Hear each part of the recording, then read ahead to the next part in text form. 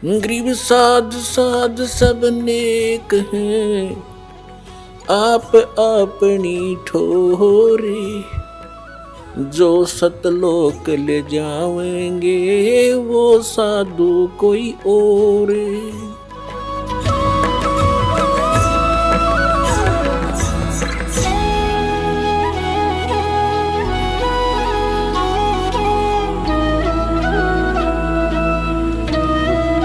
महाराज जी, हमने सुना है कि ब्रह्मा, विष्णु और महेश भी किसी और की साधना करते हैं। ब्रह्मा विष्णु महेश सृष्टि के उत्पत्ति करता या सीधे शब्द कहें कर्ता भरता हरता के रूप में वो हैं, और मूल क्योंकि परमात्मा है तो इसलिए ब्रह्मा विष्णु और शिव भी उस भगवान की आराधना करते हैं। और आइए अब जानते हैं आदरणीय इस्कॉन प्रमुख महम्मद दास जी के विचार। प्रभु जी, यहाँ मैं जानना चाहूंगी कि ब्रह्मा विष्णु महेश की भी मृत्यु होती है? वो एक विशिष्ट मूर्ति है।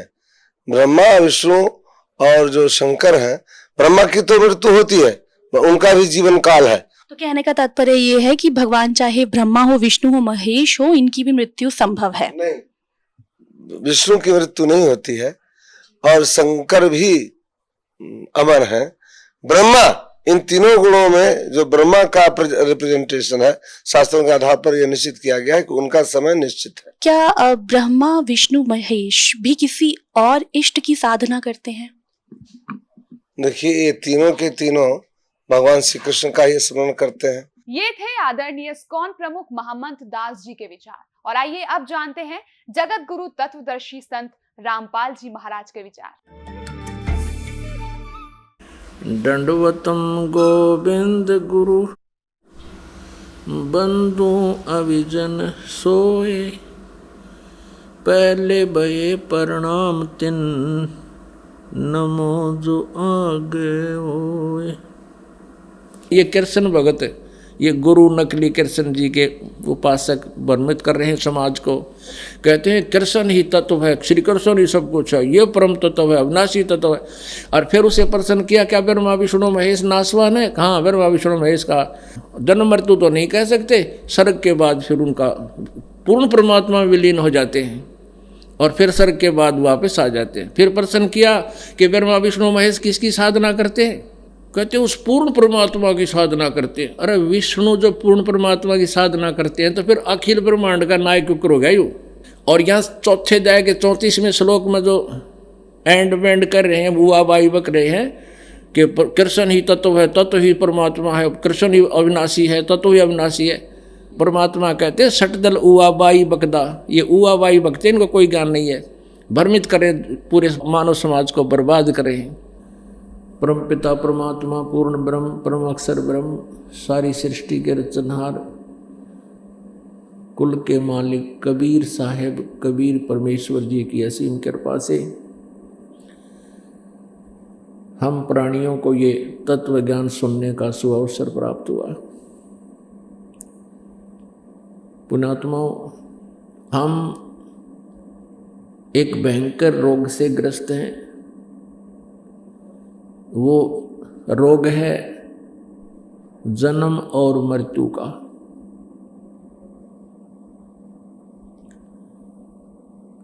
और इस रोग से कोई भी नहीं बचा है, इस 21 ब्रह्मांड में रहने वाला प्राणी। यहाँ तक कि ब्रह्मा जी, विष्णु जी, शिव जी, जिनको हम सुप्रीम पावर मान्य करते लोक वेद आधार से, ये भी इस जन्म और मृत्यु के रोग से ग्रस्त हैं। इनको भी ये दीर्घ रोग यथावत है। पुण्यात्मा, विशेषकर पवित्र हिंदू धर्म के जो श्रद्धालु हैं, वो श्री ब्रह्मा जी, श्री विष्णु जी, श्री शिव जी के ऊपर इतने आरूढ़ हो चुके हैं। इन अज्ञानी संतों के द्वारा लोक वेद सुनाए जाने के कारण कि ब्रह्मा जी, विष्णु जी, शिव जी ये अजरो अमर हैं, इनकी जन्म मृत्यु नहीं होती, ये सर्वेश्वर हैं, महेश्वर हैं। ये बिल्कुल गलत है। इनकी जन्म मृत्यु होती है, ये भी इस दीर्घ रोग से ग्रस्त हैं। आपको प्रमाण देते हैं। पुण्यात्माओं, एक ऐसा ये कुनीन टाइप ज्ञान है, ये तत्व ज्ञान, और इसको बच्चे जो होते हैं जीभ पर रखते ही थूक देते हैं। तो उसके लिए क्या करते थे, थोड़ी सी बूरा मिला करके बच्चे को वो कुनीन का चूर्ण बना करके तो वो गटका दिया करते हैं। फिर वो कुनीन अंदर जाने के बाद अपना पूरा काम करेगी। तो अब थोड़ी सी बूरा खिलाते हैं, क्योंकि ये जो दास ने कहा कि ब्रह्मा जी, विष्णु जी, शिव जी ये नासवान हैं, इनकी जन्म मृत्यु होती है, ये भी इस जन्म मृत्यु के दीर्घ रोग से ग्रस्त है। तो ये तक कुनीन है। अब थोड़ी सी बूरा खिलाते हैं, अब थोड़ा सा शुगर खिलाते हैं आपको, और शुगर के साथ ये कुनीन आसानी से गले उतर जाएगी। जिन सदग्रंथों को पवित्र हिंदू धर्म सिरोधार्य मानता है, उन्हीं सदग्रंथों में यानी इन भगवानों की जीवनी में ये विद्यमान है। अब देखिएगा श्रीमद् देवी भागवत, सचित्र मोटा टाइप, केवल हिंदी, गीता प्रेस गोरखपुर से प्रकाशित है। ये इसके संपादक कौन हैं? हनुमान प्रसाद पोदार, चिमनलाल गोस्वामी। प्रकाशक एवं मुद्रक हैं गीता प्रेस गोरखपुर, गोविंद भवन कार्यालय, कोलकाता का संस्थान। इसके 123 पृष्ठ पर देखिएगा। इस पवित्र सदग्रंथ के इस उल्लेख से कितना स्पष्ट होगा। तीसरा स्कंद, श्री देवी भागवत। अब यहां विष्णु जी अपनी माता दुर्गा यानी अष्टंगी की स्तुति करते हुए क्या कह रहे हैं? तुम शुद्ध स्वरूपा हो, ये सारा संसार तुम ही से उद्भासित हो रहा है। मैं ब्रह्मा और शंकर हम सभी तुम्हारी कृपा से विद्यमान हैं। हमारा आविर्भाव और तिरोभाव हुआ करता है। हमारा तो आविर्भाव माने जन्म और तिरोभाव माने मृत्यु हुआ करता है। केवल तुम ही नित्य हो, जगत जननी हो, प्रकृति और सनातनी देवी हो। ये प्रकृति शब्द याद रखना है, दुर्गा को कहते हैं प्रकृति भी। जो श्रीमद् भगवत गीता जी अध्याय नंबर 14 के श्लोक नंबर 3, 4, 5 में ये प्रकृति शब्द वहाँ इस दुर्गा के लिए ही है कि प्रकृति से उत्पन्न तीनों गुण, रजगुण ब्रह्मा, सतगुण विष्णु, तमगुण शिव जी। तो यहाँ स्पष्ट हो गया कि ब्रह्मा, विष्णु और शंकर यानी शिव जी, इनकी जन्म और मृत्यु होती है। भगवान शंकर बोले, देवी यदि महाभाग विष्णु तुम्ही से प्रकट हुए हैं तो उनके बाद उत्पन्न होने वाले ब्रह्मा भी तुम्हारे बालक हुए, यानी से सिद्ध है दुर्गा से इनका जन्म हुआ है। फिर मैं तमोगुणी लीला करने वाला शंकर क्या तुम्हारी संतान नहीं हुआ? अर्थात मुझे भी उत्पन्न करने वाली तुम ही हो शिवे। संपूर्ण संसार की सृष्टि करने में तुम बड़ी चतुर हो। इस संसार की सृष्टि, स्थिति और संहार में तुम्हारे गुण सदा समर्थ हैं। उन्हीं तीनों गुणों से उत्पन्न हम यानी ब्रह्मा, विष्णु एवं शंकर नियमानुसार कार्य में तत्पर रहते हैं।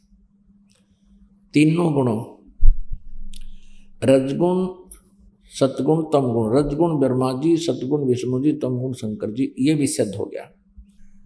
हमारे पवित्र सदग्रंथ जो इनकी जीवनी है भगवानों की, उस जीवनी में स्पष्ट है कि ये नासवान है, ये स्वयं स्वीकार करते हैं हमारा जन्म मृत्यु होता है, हम अविनाशी नहीं हैं।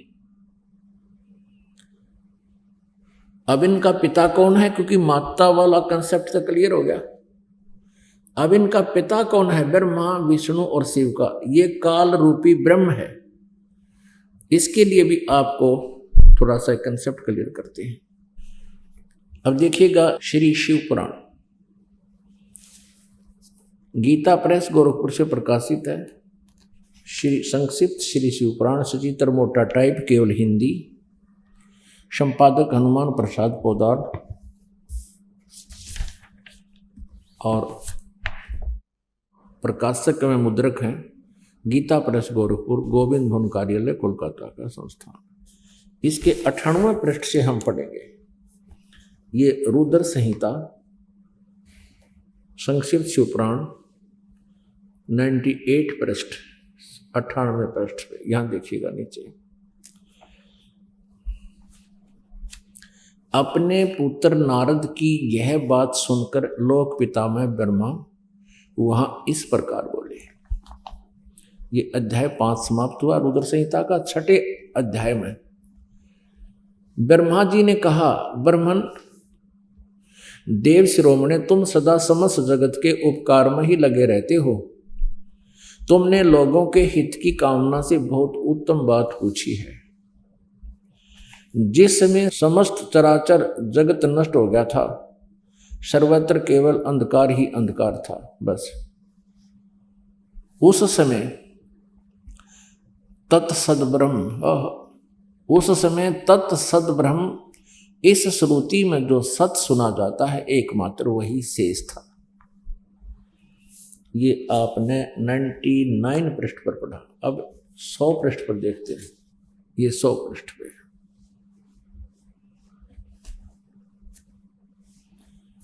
जिस परब्रह्म के विषय में ज्ञान और अज्ञान पूर्ण यानी झूठी साची, ब्रह्मा जी इनके सबसे बड़े वक्ता हैं इस ब्रह्मांड के, और ब्रह्मा जी के कह रहे हैं कि जिस परब्रह्म के विषय में ज्ञान और अज्ञान से पूर्ण उक्तियों द्वारा इस प्रकार विकल्प किए जाते हैं, यानी कुछ सच्चे कुछ झूठे, उसने कुछ काल के बाद द्वितीय की इच्छा प्रकट की। उसके भीतर एक से अनेक होने का संकल्प उदित हुआ। तब उस निराकार परमात्मा ने अपनी लीला शक्ति से अपने लिए मूर्ति की कल्पना की।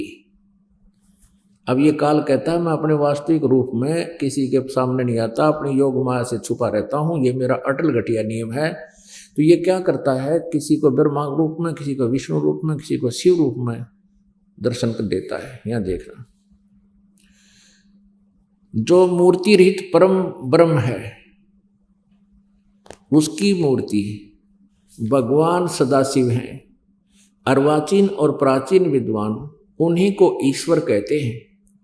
उस समय एकाकी रहकर स्वेच्छा अनुसार विहार करने वाले उन सदाशिव ने अपने विग्रह से स्वयं ही एक स्वरूप भूता शक्ति की सृष्टि की, जो उनके अपने श्री अंग से कभी अलग होने वाली नहीं थी।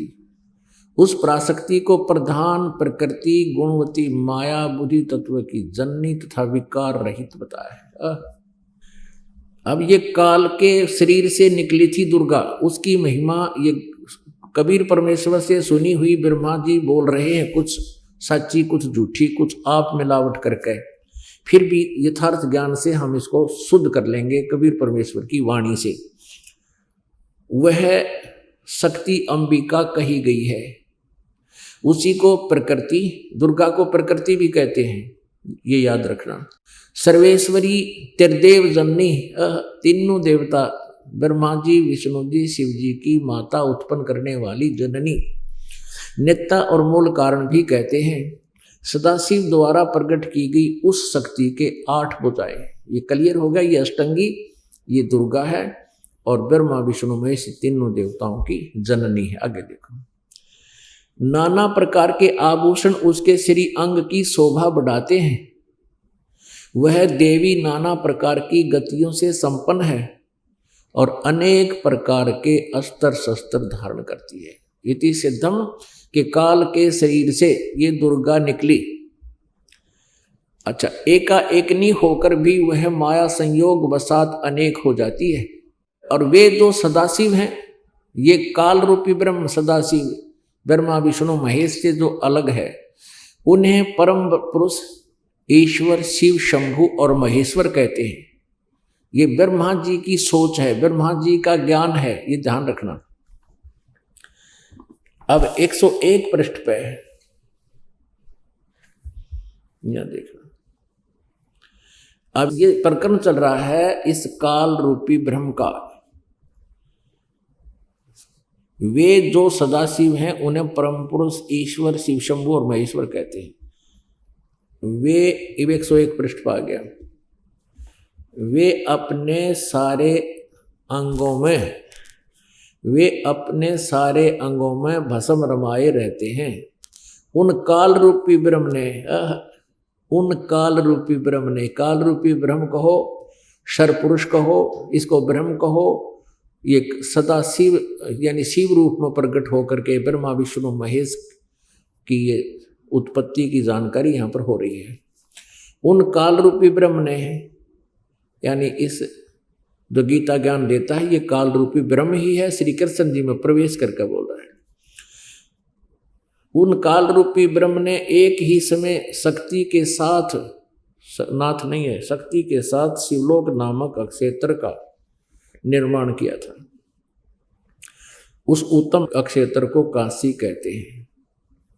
वे प्रियतम रूप शक्ति और शिव, प्रियतम पति पत्नी रूप में शिव, शक्ति और शिव, दुर्गा और ये काल रूपी ब्रह्म जो परमानंद स्वरूप है उस मनोर अक्षेत्र में नित्य निवास करते हैं। आगे देखो, देव से एक समय उस आनंद वन में रमण करते हुए शिवा और शिव के मन में, दुर्गा और काल के मन में, इस काल रूपी ब्रह्म के मन में यह इच्छा प्रगट हुई। यहाँ शिवा इसलिए करेंगे पार्वती रूप बनाकर रखता अपनी पत्नी को, जब यह स्वयं शिव रूप में होता है। शिवा और शिव के मन में यह इच्छा हुई कि किसी दूसरे पुरुष की सृष्टि करनी चाहिए, यानी कोई बच्चा उत्पन्न करना चाहिए जिस पर यह सृष्टि संचालन का महान भार रखकर हम दोनों केवल काशी में रहकर स्वेच्छा अनुसार विचरें और निर्वाण धारण करें। ऐसा विचार निश्चय करके शक्ति सहित सर्वव्यापी परमेश्वर शिव ने अपने वाम भाग के 10वें अंग पर अमृत मल दिया। फिर तो वहां से एक पुरुष प्रकट हुआ। पुण्यात्माओं, अब यहाँ ये स्पष्ट कर दिया है कि उन्होंने पति पत्नी व्यवहार किया, वहां से एक पुरुष यानी एक पुत्र उत्पन्न हुआ। यह देखना, ये 102 पृष्ठ पे हम पढ़ेंगे।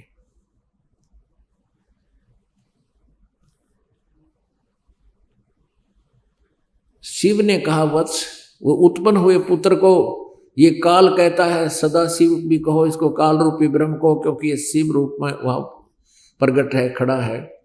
वत्स, व्यापक होने के कारण तुम्हारा विष्णु नाम विख्यात हुआ। ये स्पष्ट हो गया कि विष्णु जी के माता पिता दुर्गा और ये काल रूपी ब्रह्म हैं। और इसी प्रकार यहाँ देखो, ब्रह्मा जी कहते हैं, ये अध्याय नंबर 6 समाप्त हुआ रुद्र संहिता का। 7वें में ब्रह्मा जी अपनी उत्पत्ति बता रहे। ब्रह्मा जी कहते हैं, देव से तत्पश्चात कल्याणकारी परमेश्वर शाम सदाशिव ने पूर्ववत प्रयत्न करके, यानी जैसे विष्णु को उत्पन्न किया दोनों ने मिलकर, अपने दाहिने अंग से उत्पन्न किया। याग अपने आत्माओं, ये स्पष्ट हो गया कि श्री ब्रह्मा जी, श्री विष्णु जी के माता पिता ये सदाशिव रूपी यानी काल रूपी ब्रह्म, इसको सदाशिव कहो और शिवा कहो, चाहे दुर्गा कहो, प्रकृति कहो। ये दुर्गा इनकी माता है और ये काल इनका पिता है। अब यहाँ अनुवाद करता थोड़ी सी गड़बड़ कर गया हिंदी में, संस्कृत में बिल्कुल सही लिखा है कि अब शिव जी से शिव जी की उत्पत्ति कैसे बताऊं, जची नहीं उसके दिल में, इसलिए उन अनुवाद ही गलत कर दिया। और परमात्मा कहते हैं, चोर चुरावे तूंबड़ी, वो गड्ढे पानी में, वो गड्ढे हुआ ऊपर आवे, न सच्चाई छेड़ी ना। इन्होंने सच्चाई को छुपाने की भरसक कोशिश की, लेकिन फिर भी ये सच्चाई को मिटा नहीं सके। आप जी को ये पढ़ने को मिला कि श्री ब्रह्मा जी श्री विष्णु जी के माता पिता, ये प्रकृति यानी दुर्गा माता है और ये काल रूपी ब्रह्म इनका पिता है। अब यहाँ इस अनुवादकर्ता ने विचलित होकर के भगवान शिव जी की उत्पत्ति नहीं वर्णन किया, लेकिन सच्चाई छुप नहीं सकती। अब देखिएगा 9वें अध्याय में 110 पृष्ठ पर इन तीनों से अलग है वो जो इनका पिता है। देखिएगा संक्षिप्त शिव पुराण 110 पृष्ठ पे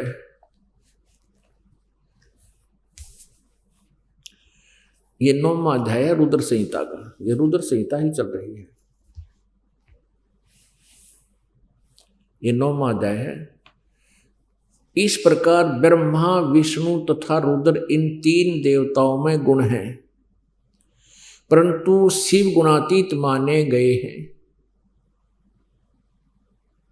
इन तीन देवताओं में गुण है परंतु शिव गुणातीत माने गए। ये काल रूपी ब्रह्म है, इसको ब्रह्म कहो चाहे काल रूपी ब्रह्म कहो चाहे सरपुरुष कहो, ये ब्रह्मा विष्णु और शिव का पिता है। अब आपको थोड़ा सा और कंसेप्ट क्लियर करते हैं।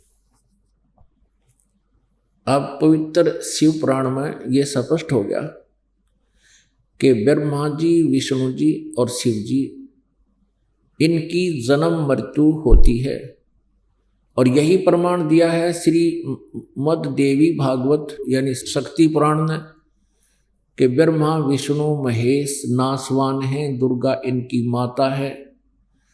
अब ये कंसेप्ट के यहाँ ब्रह्मा विष्णु महेश से अलग है एक ब्रह्म जो इनका पिता है, वो देखना विष्णु पुराण भी इसका समर्थन करेगी।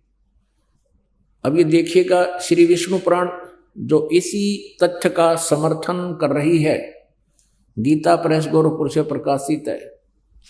इसके अनुवादक हैं श्री मुनि लाल गुप्त। इसमें एक और विशेषता है, ये प्रकाशित है गीता प्रेस गोरखपुर से।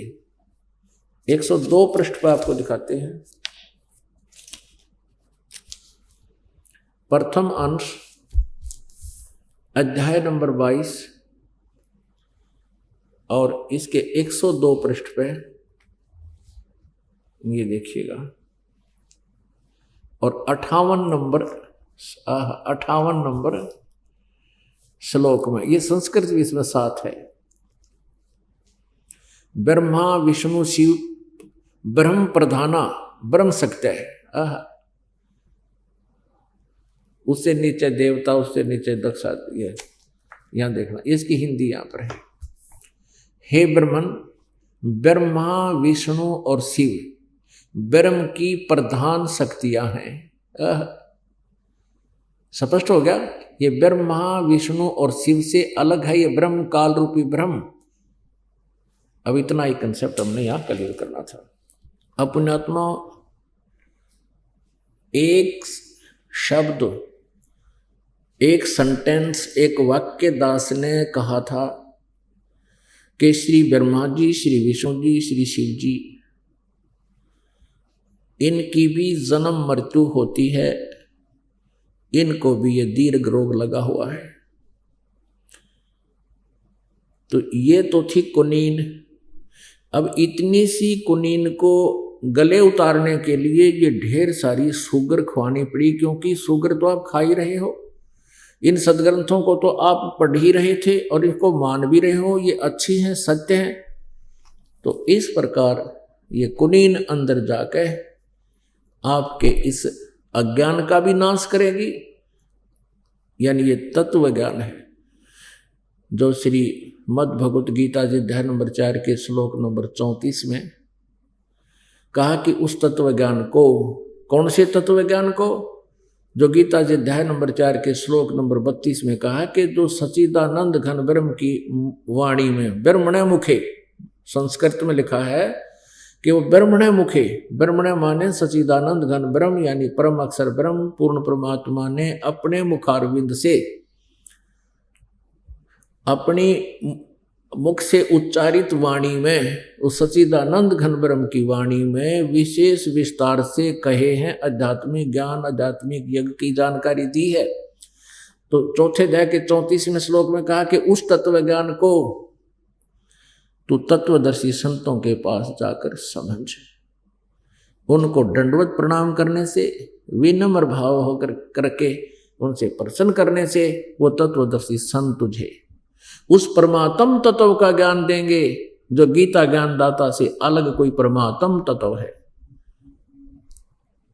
जिसके विषय में गीता जी अध्याय नंबर 18 के श्लोक नंबर 62 में कहा कि अर्जुन तू सर्वभाव से उस परमेश्वर की शरण में जा, उसकी कृपा से ही तो परम शांति और सनातन परम धाम को प्राप्त होगा, यानी सतलोक चला जाएगा। सतलोक माने सनातन स्थान, सनातन परम धाम जो सदा रहने वाला, कभी नाश में ना आवे, वो सतलोक, हम उसे सतलोक कहते हैं संत लैंग्वेज में।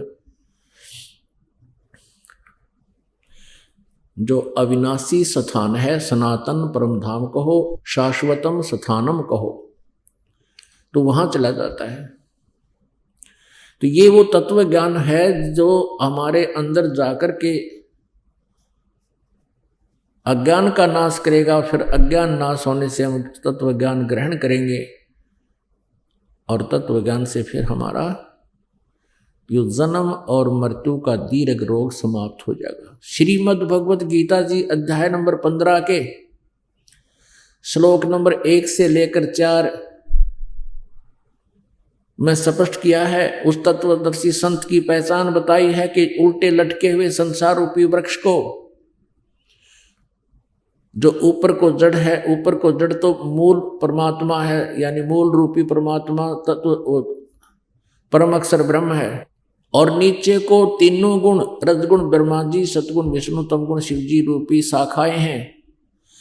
और जो संत इस पूरे संसार रूपी वृक्ष की जड़ से लेकर और तना, डार, शाखा और पत्तों की जानकारी देता है, बताता है, सभी विभाग, सभी छंद यानी अलग अलग छंद विभाग बताता है, स वेदवित वो तत्वदर्शी संत है, वो वेद के तात्पर्य से परिचित है, उसके जानने वाला है। फिर बताया है कि जब वो तत्वदर्शी संत मिल जावे, उसको तत्व ज्ञान आपको प्राप्त हो जावे। गीता जी अध्याय नंबर 15 के श्लोक 3-4 में कहा कि उसके पश्चात कहा कि उस असंख्य शस्त्रेन यानी तत्व ज्ञान रूपी शस्त्र के द्वारा, छितवा माने काट कर, इस अज्ञान रूपी उलझे हुए इस गुत्थी को ऐसे तत्व ज्ञान रूपी शस्त्र से काट कर यानी समझ कर उसको सुलझा कर, उसके पश्चात उस परमेश्वर के उस परम पद की खोज करनी चाहिए, जहां जाने के बाद ये प्राणी फिर लौटकर कभी संसार में नहीं आते। यानी जहां जाने के बाद उस पूर्ण परमात्मा की साधना करने से जन्म और मृत्यु का ये दीर्घ रोग सदा के लिए समाप्त हो जाएगा। अब अभी तक तो आप जी ने सुना है कि ब्रह्मा विष्णु महेश ये नासवान है। अब इनके पिता ब्रह्म हैं और ये ब्रह्म गीता जी का ज्ञान श्री कृष्ण जी में प्रवेश करके दे रहा है, जो कह रहा 8वें अध्याय के 13वें श्लोक में कि अर्जुन ओम इति एकाक्षरम ब्रह्म व्यवहारन माम अनुसमरन ये प्रयाति तजम देहम स याति परमाम गतिम। मुझ ब्रह्म का, माम ब्रह्म, मुझ ब्रह्म का एक ओनली वन मंत्र है, केवल एक मंत्र है, एक अक्षर का ये ओम मंत्र है। उच्चारण करके सिमरण करता हुआ यह प्रयाति तजम देहम, जो शरीर त्याग कर जाता है, स याति परमाम गतिम, वो ओम से मिलने वाली परम गति को प्राप्त होता है। गीता जी अध्याय नंबर 8 के श्लोक नंबर 16 में कहा कि अर्जुन ब्रह्मलोक पर्यंत इस ओम नाम के जाप से ब्रह्मलोक प्राप्त होता है। और ब्रह्मलोक पर्यंत भी पुनरावर्ती में है, वहां गए हुए प्राणी भी फिर जन्म मृत्यु को प्राप्त होते हैं, जन्मते और मरते हैं। अपने पुनः क्षीण होने पर वो फिर पृथ्वी पर ही अन्य प्राणियों की योनियों में कष्ट उठाते हैं। तो ब्रह्म की साधना भी पूर्ण मोक्षदायक नहीं है, ओम नाम का जाप भी पूर्ण मोक्षदायक नहीं है, ये हमारे सदगुरु सिद्ध करते हैं। अब इसके साथ साथ एक कंसेप्ट और क्लियर करते हैं कि ओम नाम के जाप का ब्रह्म का संकेत है, ब्रह्म का मंत्र है ओम अक्षर, और उसकी क्या प्राप्ति होती है श्री देवी पुराण दिखाते हैं। ये देखिएगा, श्रीमद् देवी भागवत, गीता प्रेस गोरखपुर से प्रकाशित है, गीता प्रेस गोरखपुर से प्रकाशित है। संपादक हनुमान प्रसाद पोदार, चिमनलाल गोस्वामी। प्रकाशक एवं मुद्रक हैं गीता प्रेस गोरखपुर, गोविंद भवन कार्यालय कोलकाता का संस्थान। अब इसके 562 पृष्ठ पर आपको दिखाते हैं। ये 7वां स्कंद और संक्षिप्त देवी भागवत 562 पृष्ठ पर। यहां दुर्गा, ये देवी बता रही है हिमालय को, देवी के द्वारा हिमालय को ज्ञानोपदेश और ब्रह्म स्वरूप का वर्णन श्री देवी जी कहने लगी। पर्वतराज, यहां से देखो, उस ब्रह्म का क्या स्वरूप है यह बतलाया जाता है। ब्रह्म का जो प्रकाश रूप, सबके अत्यंत समीप स्थित, हृदय रूप गुहा में स्थित होने के कारण गुहाचर नाम से प्रसिद्ध है, वो महान पद और अर्थात परम प्राप्य है। यहां अब यहां देखिएगा 563 पृष्ठ पे हम पढ़ रहे हैं। ये 7वां ही स्कंद है। यहां जाते हैं। अब देवी कह रही है कि एकमात्र परमात्मा को ही जाने। दुर्गा कहती है दूसरी सब बातों को छोड़ दे, यानी अपनी पूजा को भी कहती है मेरी भी पूजा मत करो, केवल उस ब्रह्म की पूजा करो, ब्रह्म की। यही अमृत रूप परमात्मा के पास पहुंचाने वाला पुल है। संसार समुद्र से पार होकर अमृत स्वरूप परमात्मा को प्राप्त कराने का यह सुलभ साधन है। यह देखना, इस आत्मा का यानी इस भगवान का ओम के जप के साथ ध्यान करो, यानी ओम का जाप करो। इससे अज्ञान में अंधकार से सर्वथा परे संसार समुद्र से उस पार जो ब्रह्म है उसको पा जाओगे, तुम्हारा कल्याण हो। इसे सिद्ध है ओम नाम जाप है ब्रह्म का, इसकी साधना से कहाँ जाएंगे, इस ब्रह्म को प्राप्त होंगे। और ब्रह्म कहाँ रहता है ये देखना, यह सबका आत्मा ब्रह्म ब्रह्मलोक रूप दिव्य आकाश में रहता है, स्थित है, वो ब्रह्मलोक में है। तो ओम के जाप से ब्रह्मलोक प्राप्ति होगी, ये ब्रह्म का मंत्र है। और यही श्रीमद् भगवत गीता का ज्ञान, यही ब्रह्म श्री कृष्ण जी में प्रवेश करके प्रेतवत बोल रहा है। ये कह रहा है कि मेरा तो 8वें अध्याय के 13वें श्लोक में आपको बता दिया कि ओम इति एकाक्षरम ब्रह्म व्यवहारन माम अनुसमरण यह प्रयाति तजम देहम सयाति परमाम गतिम। माम ब्रह्म, मुझ ब्रह्म का ये केवल एक अक्षर ओम है, उच्चारण करके सिमरण करता हुआ यह प्रयाति तजम देहम, जो शरीर छोड़कर जाता है, सयाति परमाम गतिम। इस ओम नाम से जो मिलने वाली राहत है वो अंतिम राहत, वो मैक्सिमम राहत इस ओम से मिलेगी। परम गति इसको कहते हैं, ब्रह्म सतर की। और वो कहाँ जाता है, ब्रह्मलोक में पहुंच जाता है, जहां ये काल रहता है ब्रह्म रहता है। और गीता जी अध्याय नंबर 8 के श्लोक नंबर 16 में स्पष्ट किया है कि ब्रह्मलोक पर्यंत भी ये सभी पुनरावृत्ति में है, वहां गए हुए भी वापस जन्म मृत्यु में आते हैं। ये दीर्घ रोग नहीं कटा ब्रह्म और ओम नाम के जाप साधना और ध्यान से।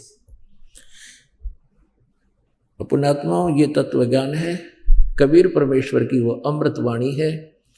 गीता जी अध्याय नंबर 4 के श्लोक नंबर 32 में जिसके ब्रह्मण मुखे यानी सच्चिदानंद घन ब्रह्म की अमृत वाणी, उनके मुखारविंद से उच्चरित वाणी में जो ज्ञान है, उसके विषय में परमेश्वर ने स्वयं कहा है, और ज्ञान सब ज्ञानड़ी, कबीर ज्ञान सो ज्ञान, जैसे गोला तोब का, अब करता चलो मदान।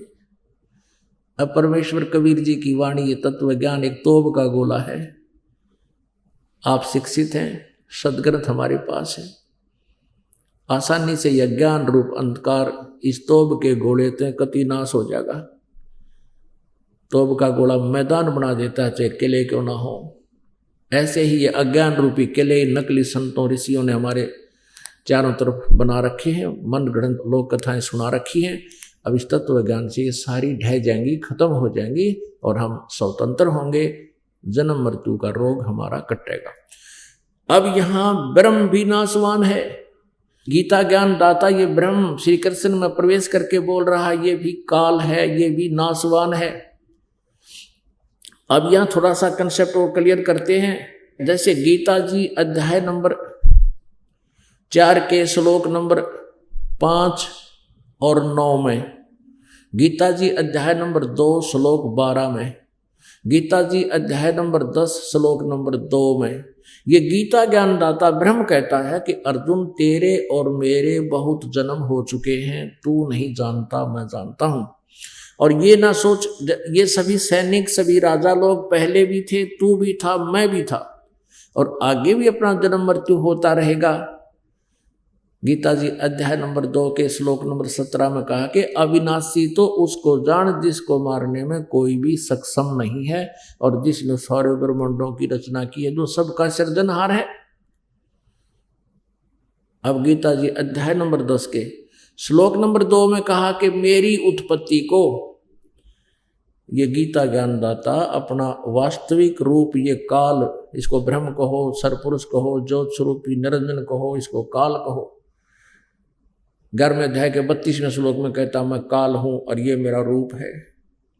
तो गीता ज्ञानदाता 10वें अध्याय के दूसरे श्लोक में कह रहा है कि मेरी उत्पत्ति को ना ये देवता जानते और न ये ऋषि जन परिचित, ना ये सिद्ध, क्योंकि ये सभी ब्रह्मा विष्णु महेश देवताओं में आते हैं, ये सभी मुझ से ही उत्पन्न हैं।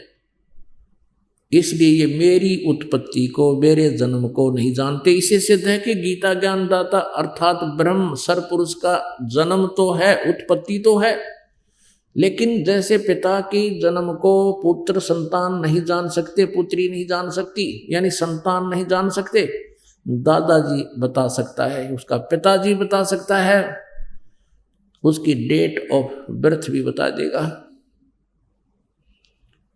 तो उस हमारे सब के दादाजी यानी परम, हम सब के उत्पन्न करता परम अक्षर ब्रह्म कबीर देव जी ने इन सब की उत्पत्ति बताई है, इस काल की भी उत्पत्ति बताई है।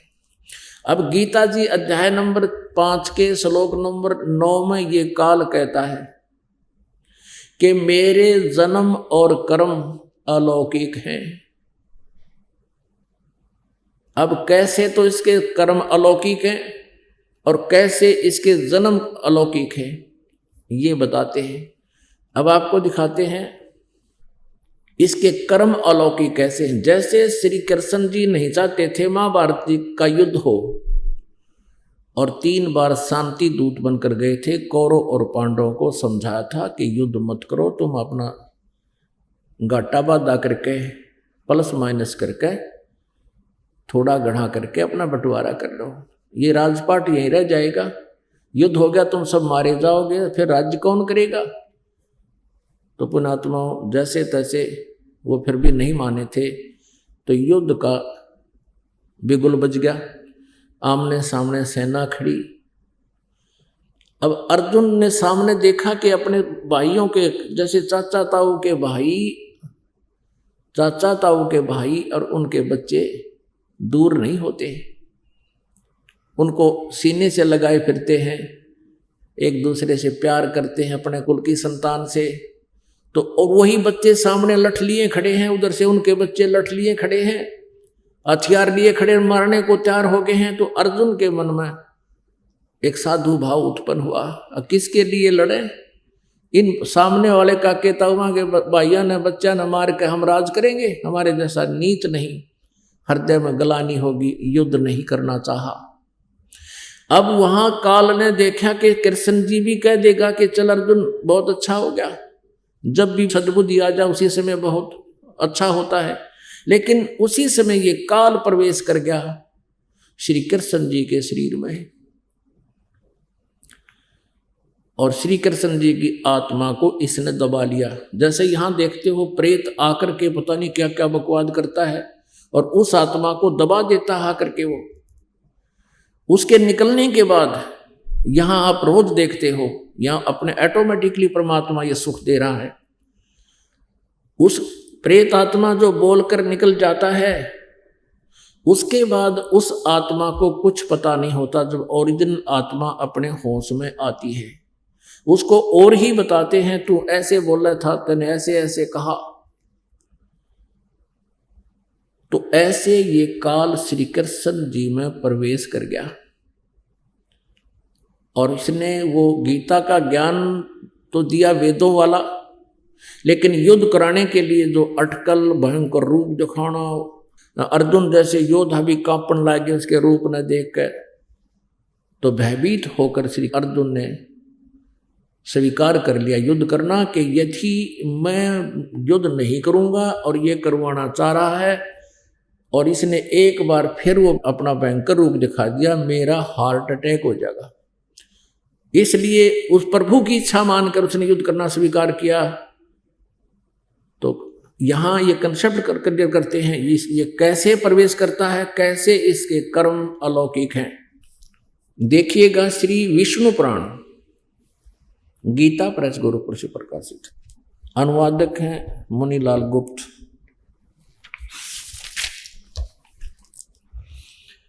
प्रकाशक व मुद्रक हैं गीता प्रेस गोरखपुर, गोविंद भवन कार्यालय कोलकाता का संस्थान। ये देखिएगा चतुर्थ अंश और अध्याय नंबर 2 का 233 पृष्ठ पर ये मंत्र नंबर, यहां से देखना श्लोक नंबर या 22 से लेकर हम यहां तक पढ़ेंगे। पूर्व काल में त्रेता युग में एक बार अति भीषण देव असुर संग्राम हुआ। राक्षसों और देवताओं राक्षसों का युद्ध हुआ। उसमें महाबलवान दैत्यगण से पराजित हुए देवताओं ने भगवान विष्णु की आराधना की। अब ये न्यू अपने छल करता है, ये कहता मैं सबके समक्ष अपने वास्तविक रूप में नहीं आऊंगा, छुपा रहता हूं। ये विष्णु की साधना कर रहे थे, स्तुति कर रहे थे देवता, तो युग काल विष्णु रूप धारण करके आ गया। तब आदि अंत शून्य अशेष जगत प्रतिपालक श्री नारायण ने देवताओं से प्रसन्न होकर कहा, आप लोगों का जो कुछ अभिष्ट है वह मैंने जान लिया है। इसके विषय में यह बात सुनिए। राजऋषि ससाद का जो पुरंजय नामक पुत्र है, उस अक्षत्रिय श्रेष्ठ के शरीर में मैं अंश मात्र से यानी कुछ समय के लिए स्वयं अवतीर्ण होकर उसमें प्रवेश करके उन संपूर्ण दैत्यों का नाश करूंगा। अतः तुम लोग पुरंजय को दैत्यों के वध के लिए तैयार कर लो, उसको लड़ाई के लिए खड़ा कर लो युद्ध के मैदान में। मैं उसमें प्रवेश करके इन सभी दैत्यों को मार दूंगा। अपने आत्माओं, ये तत्व ज्ञान है, हमारे सदग्रंथों में विद्यमान है। और परमेश्वर कबीर जी ने जो काशी में जुलाहे की भूमिका करने आए थे और साथ में तत्वदर्शी संत की भूमिका भी करने आए थे, उन्होंने 600 वर्ष पहले यही बताया था जो आज हमारे ये पवित्र सदग्रंथ भी समर्थन दे रहे हैं परमेश्वर की उस सच्चिदानंद घन ब्रह्म वाली वाणी कबीर वाणी का। अब इसमें स्पष्ट है कि वो काल कह रहा है कि मैं इस ससाद के पुत्र पुरंजय में भूत की तरह प्रवेश कर जाऊंगा। तुम इसने युद्ध के लिए तैयार करके वहां खड़ा कर लो और तुम भी वहीं खड़े हो जाओ। देवताओं और असुर आमने सामने खड़े हो एक बार, और फिर मैं उसके शरीर में प्रवेश करूंगा पुरंजय के में और राक्षसान मार दूंगा। ऐसा ही किया।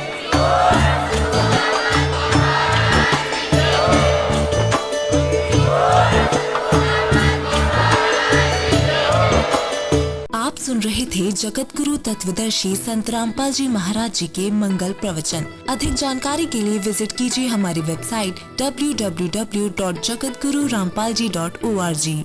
संत रामपाल जी महाराज जी के शुभ आशीर्वाद से पूरे विश्व भर में 500 से भी ज्यादा नाम दीक्षा केंद्र हैं, जिन पर संत रामपाल जी महाराज जी द्वारा ऑनलाइन निशुल्क नाम दीक्षा दी जा रही है। अपने नजदीकी नाम दीक्षा केंद्र का पता करने के लिए संपर्क करें 8222880541।